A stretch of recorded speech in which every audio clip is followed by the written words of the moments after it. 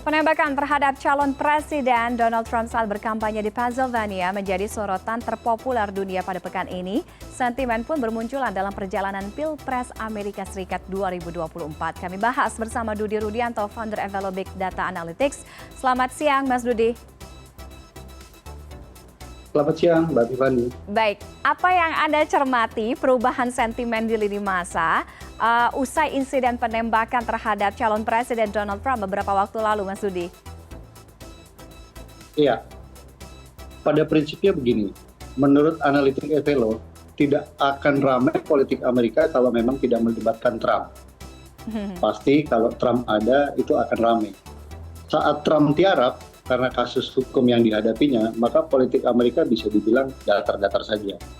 Begitu Trump masuk lagi ke kontestasi Pilpres kali ini, maka Trump sangat ramai.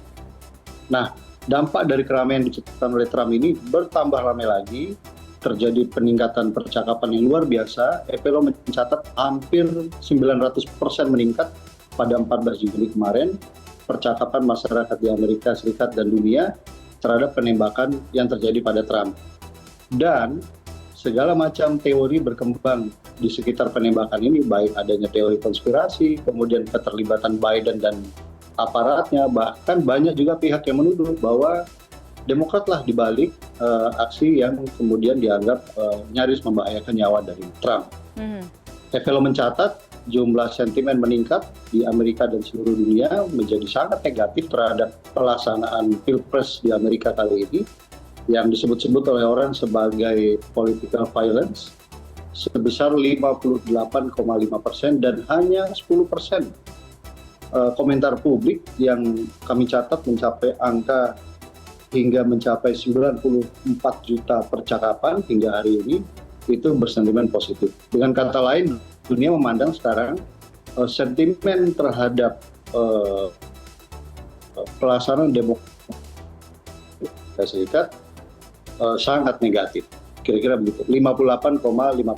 Oke, artinya kalau kita memandang di jagat maya, sosok dari Donald Trump terlepas dari isunya apa, positif atau negatif, dia adalah social media darling, gitu ya, kira-kira seperti itulah. Ya. Jadi selalu kemakan oleh pemberitaan di medsos.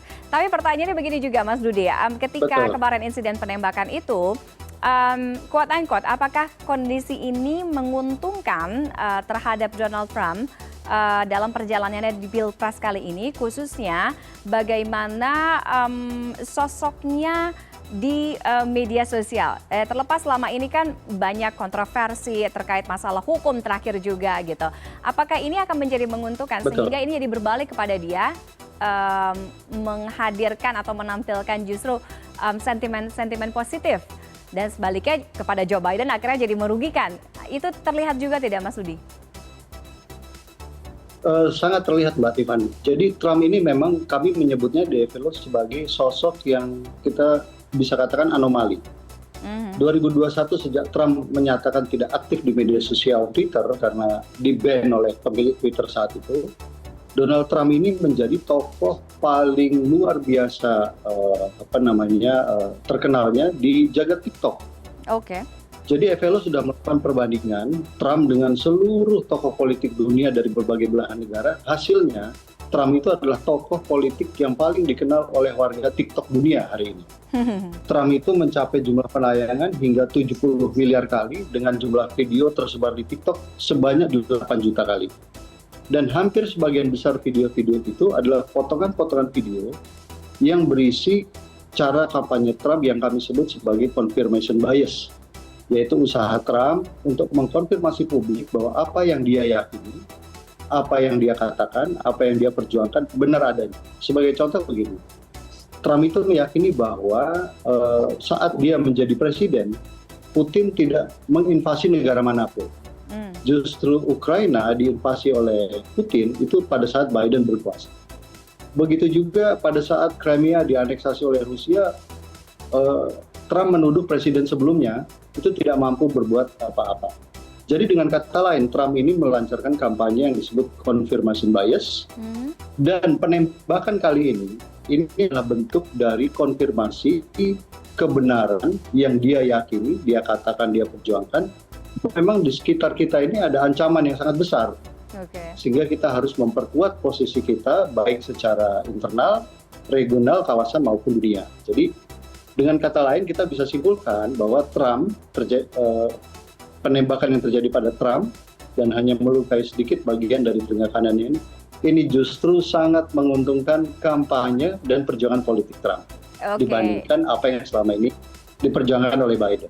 Oke, apakah usaha Trump juga bagaimana mengontrol atau memegang kemudi sosial media ini juga Anda lihat beberapa tahun terakhir atau paling tidak menuju Pilpres kali inilah, ini juga bisa menguntungkan. Artinya begini, ketika usai penembakan kemarin, Trump memposting di Truth di sosial media yang dia kelola bahwa dia mengucapkan terima kasih kepada Secret Service, kemudian juga ada God Bless America dan lain sebagainya. Anda juga pasti baca.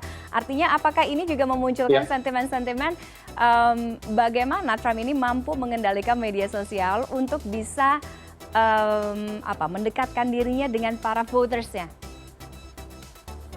Ya, Trump ini berada pada posisi engagement tertinggi selama 1 minggu kurang terakhir ini, sehingga ketika dia melakukan perubahan sedikit terhadap gaya komunikasi itu sangat menguntungkan karena dia berharap akan ada terjadi pergeseran voters dari kelompok yang tadinya swing, yang masih belum yakin dengan Trump ataupun Biden, atau bahkan mereka yang berada di dalam di kelompok pendukung Trump. Mereka ini justru menyayangkan bahwa apa yang terjadi pada Trump ini bentuk dari lemahnya kepemimpinan Biden dan Secret Service yang berada di bawahnya, atau dengan kata lain adanya konspirasi yang melibatkan kekuatan pemerintah. Jadi Trump ini memang memainkan peran bahwa seolah-olah tuduhan-tuduhan itu tidak berasal dari dia. Dia menikmati begitu saja bagaimana liarnya bias konfirmasi yang terjadi di publik Amerika bahwa apa yang dia takutkan selama ini terbukti. Oke.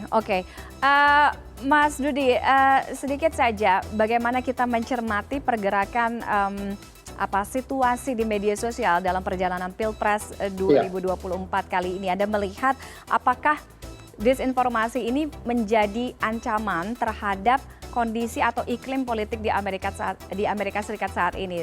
Kita lihat ya, berkaca dari insiden Trump aja banyak sekali teori konspirasi yang berkembang di media sosial, tentunya yang tidak bisa dipertanggungjawabkan seperti ini. Betul. Iya, betul.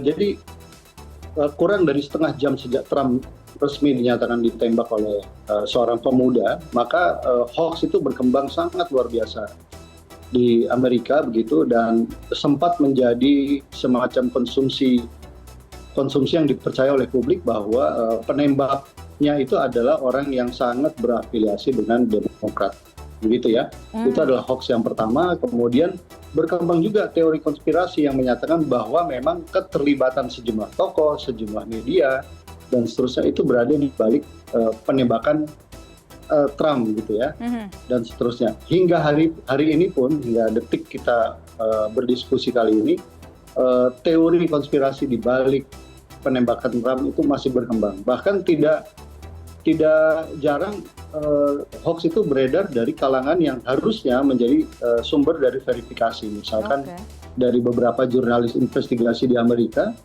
justru mereka menyebarkan hoax bahwa Secret Service berusaha menghilangkan barang bukti dari lokasi. Sementara Secret Service di Amerika sana membantahnya, termasuk dari pihak FBI, bahwa barang bukti sudah berhasil didokumentasi dan itu adalah hal lumrah, bahwa TKP itu kemudian dikembalikan seperti sedia kala.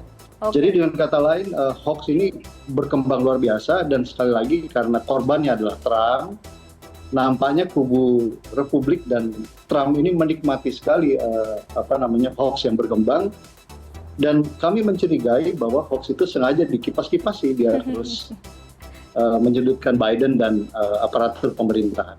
Oke, baik. Menarik sekali kalau kita mencermati bagaimana perjalanan lika-liku Pilpres Amerika Serikat 2024 kali ini, Biden dengan Trump di sana. Kalau Trump menjadi social media darling, apakah nanti juga end result-nya akan menjadi America Sweetheart gitu ya? Quote unquote. Terima kasih Mas Dudi Rudianto sudah bergabung dengan Connected hari ini. Selamat siang.